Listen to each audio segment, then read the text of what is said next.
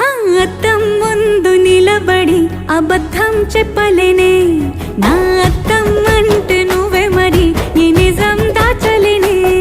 ఆ అద్దం ముందు నిలబడి అబద్ధం చెప్పలేనే, నా అద్దం అంటే నువ్వే మరి ఈ నిజం దాచలేనే.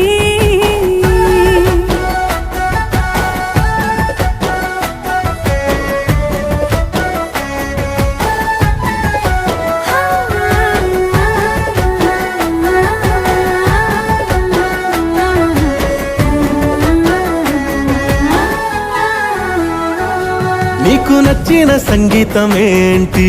చెప్పుల సవ్వడి. నువ్వు మెచ్చిన నగలు ఏంటి? వంపున ముద్దు తడి.